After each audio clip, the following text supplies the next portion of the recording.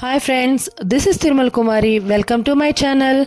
Now I want to explain about appointment of directors important for BCom and then BBA students in their business law subject. That is important topic for your exam point of view also.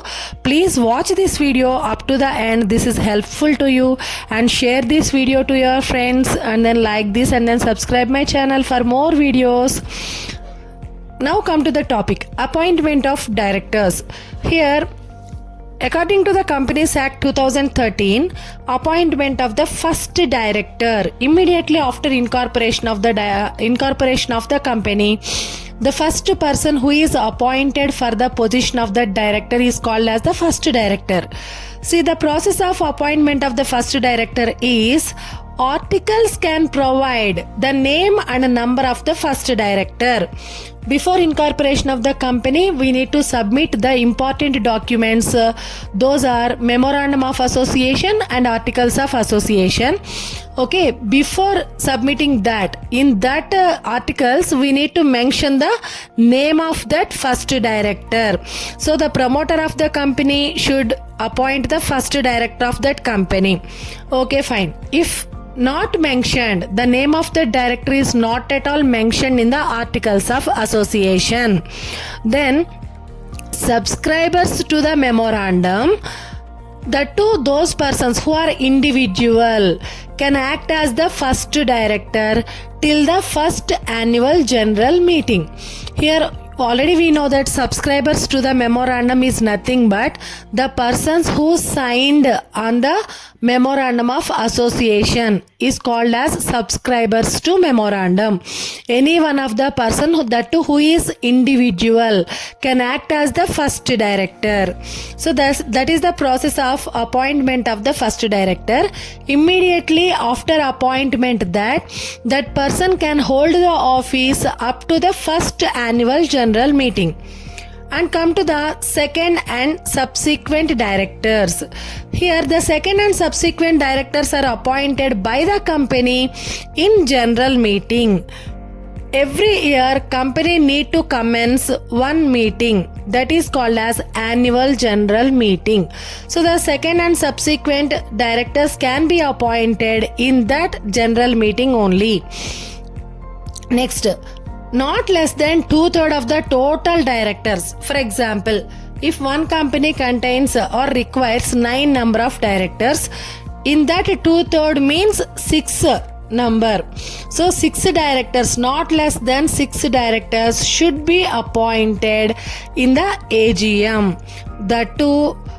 The total directors of a public or private company, so they must appoint the 2/3 of the directors in annual general meeting.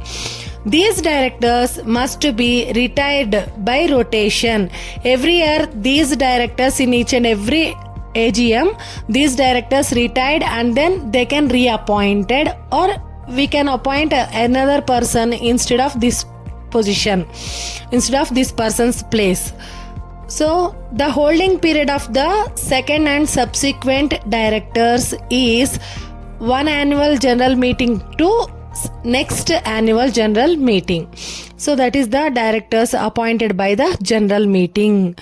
Next, appointment by board of directors. Directors also has the power to appoint the directors. They have such powers for appointment of additional directors. Additional directors is nothing but based on the requirement of the company. So if more number of directors is required for that, then board of directors has that right to appoint in between 2 annual general meetings. Based on the requirement, they have that power to appoint.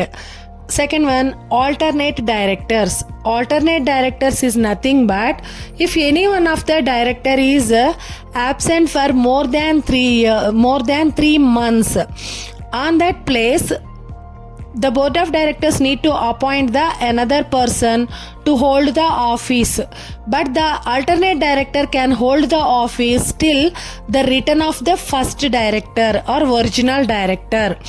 Next one is directors filling casual vacancy. If casual vacancy is created in the position of the directors, then board of directors has that right to appoint the directors in place of casual vacancies. Next one, by third parties. Third parties is nothing but the outsiders to the company who are having the relation with that company. For example, the debenture holders, loan providers like banks, financial institutions. So they can appoint their representatives. They can appoint their representatives to act as the board of directors. So that is the directors appointed by the third parties. Next one is by the principle of proportional representation. Proportional representation is nothing but, for example, some of the shareholders are the small shareholders. They haven't any power to vote at that meeting. So then those persons are combinedly they can appoint one director as representative to themselves. So those persons are called as small shareholders directors. So this appointment is called as the proportional representation. Finally, the central government, appointment of the board of directors by the central government based on the order passed by the tribunal. For example, if tribunal can pass an order of appointment of the directors by the central government, why the tribunal can suggest like that means for safeguarding the interest of the company or the shareholders. So the directors who are appointed by the central government can hold the office for not less than 3 years. That too, these directors are not retired by rotation. So very important answer. Thank you for watching.